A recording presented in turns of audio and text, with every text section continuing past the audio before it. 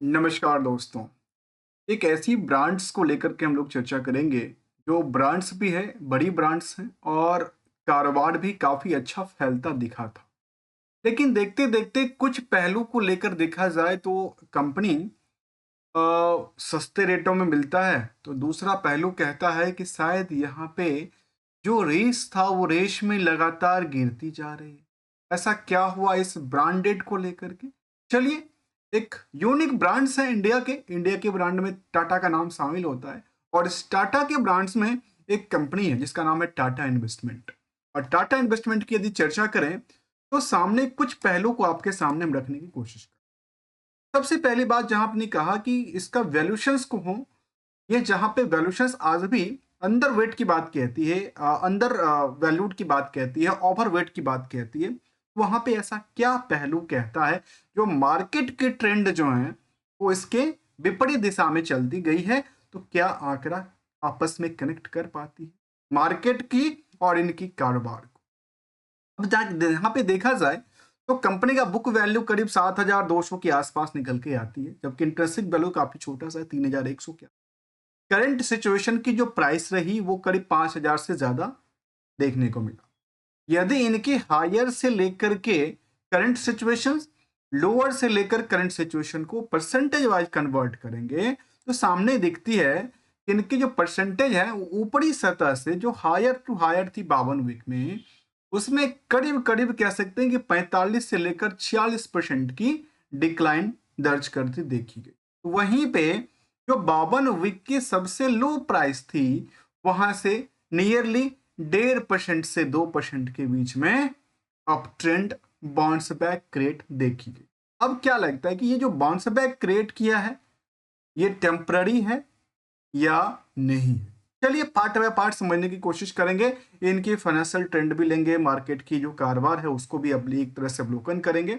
ये आंकड़ा देती है इस कंपनी को लेकर के यदि देखा जाए तो ये कह सकते हैं जो टाटा जो है टाटा इन्वेस्टमेंट कॉरपोरेशन की हम बात कर रहे हैं लिमिटेड को लेकर के, जो टाटा की एक ऐसी कंपनी है जिनका काम है इन्वेस्टमेंट का, जो अपने अलग अलग कंपनियों में एक स्टेक लेके रखती है, फिर उसमें उसको बेचती है, उससे रॉयल्टी लेती है, उससे अलग अलग डिविडेंड की पार्ट भी इनके पास आती है, जो कि इनकम का सोर्स होता है। अब टाटा की इस टाटा ग्रुप की इस टाटा वाली कंपनी का जिसका नाम है इन्वेस्टमेंट कंपनी, उसकी यदि चार्ट ग्राफ को देखें तो जहां पे हमने कहा कि मार्केट में ऊपरी सतह से लगातार गिरावट थी, जहां पे 46% से के आसपास की गिरावट दर्ज करती देखी गई top top of the period से, वहां पे यहाँ पे देखा जाए तो इसमें लगातार जो गिरावट दर्ज करती गई है ये पहली बार नहीं था। ये गिरावट यहाँ पे देखिए मार्केट में एक पैनिक हुआ था, उसके बाद मार्केट इस पैदान पे आके अटकी थी और यहाँ से एक सपोर्ट लेवल लेते हुए आगे के लिए रफ्तार तय हुआ। उसके बाद मार्केट में दोबारा एक बार मार्केट गिराते हैं। अभी आजकल कह सकते हैं कि यहाँ पे क्या अपॉर्चुनिटी क्रिएट कर रही है, इसको अपॉर्चुनिटी कह सकते हैं। क्या इस प्राइस के आसपास मार्केट में दोबारा बॉटम बनाना, फिर वहां से बाउंस बैक की तरफ इशारा देना, इस मार्केट की पहलू कहता है। देखिए, इनकी फाइनेंशियल सिचुएशन के मुताबिक देखा जाए तो उससे पहले जहाँ पे हमने एक चीज इंक्लूड किया कि कंपनी का स्टॉक जो है एक तरह से अंडर वैल्यूड है, तो दूसरी तरह से ओवरवेट की बात कहती है। देखिए, ऑन एवरेज जो इसी सेगमेंट की कंपनियां हैं जो कि अपने ही इंट्रा कंपनी को लोन देती है, इन्वेस्टमेंट करती है, वहां पे ऑन एवरेज 19 मल्टीपल के हिसाब से भीड़ है, अर्निंग पर शेयर के हिसाब से। लेकिन यहाँ पे जो आंकड़ा निकल के आती है वो ओवर वेटेज की बात कहती है, करीब करीब 80 के आसपास की आंकड़ा। मतलब एक कमाई के पीछे, 1 रुपए कमाई के पीछे 80 लोग उसको खरीदने के पीछे भीड़ में शामिल है। नेट इनकम मार्जिन में 75% की सेविंग करती है, जिसमें कि लास्ट 12 महीने की डेटाबेस ऐसा कहता है, जिसमें revenue plus other source of income को प्रॉफिट से जब परसेंटेज कन्वर्ट करेंगे तो ये आंकड़ा सामने दिखता है। अब क्या पहलू कहता है उसको जरा समझने की जरूरत है। फाइनेंशियल पोजीशन के मुताबिक जो मार्केट की जो रफ्तार रही, क्या उसी के मुताबिक चल रही है या आंकड़ा कुछ अपोजिट तो नहीं कर रही है?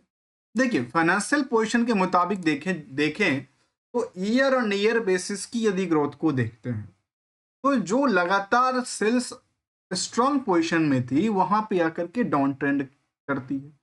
तो जैसे ही सेल्स डाउन ट्रेंड हुआ तो प्रॉफिटेबिलिटीज का आंकड़ा भी गिरावट दर्ज करती देखी गई। जो स्टॉक प्राइस की सीजीआर डेटा था उसमें डाउनफॉल आ गई 6% से ज्यादा की।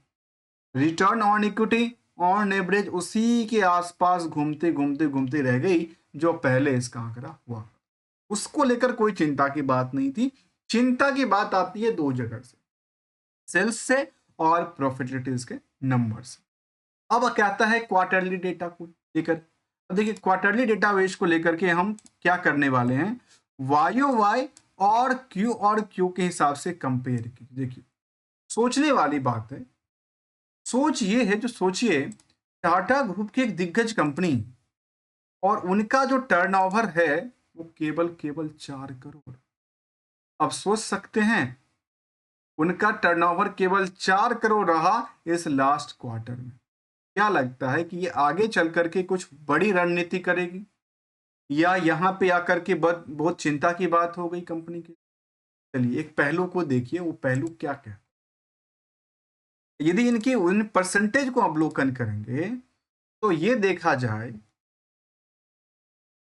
जो वाई के बेसिस पे करीब 92% की गिरावट दर्ज, 92% की गिरावट दर्ज।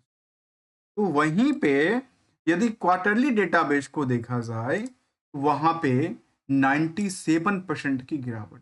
तो सोचने की बात है कि आपकी जो ट्रांजैक्शन पहले के कंपैरिजन था वहां पे आकर के सीधे आपकी कारोबार बैठती दिखी।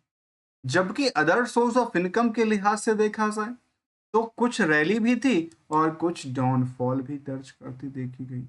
जबकि यदि आप अदर सोर्स ऑफ इनकम को इंक्लूड कंपेयर करते हैं तो जो करीब करीब वाई के बेसिस पे 52%, तो क्यू के बेसिस पे करीब 13% की आंकड़ा को टच करती पाई गई है।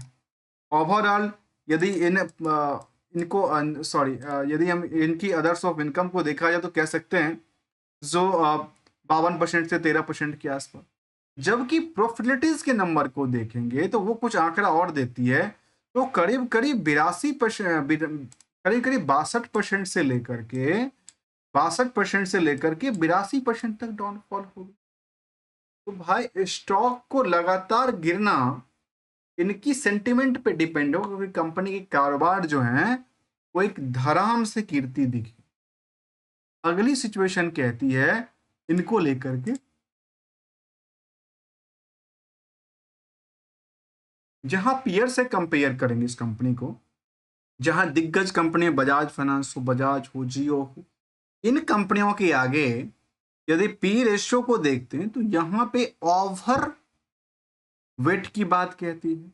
मतलब जो निवेशकों का ध्यान है वो काफी ज्यादा है, बुक वैल्यू के मुताबिक अंडर वैल्यूड दर्ज करती है। लेकिन परफॉर्मेंस के लिहाज से एक डाउन ट्रेंड की बात कहती है।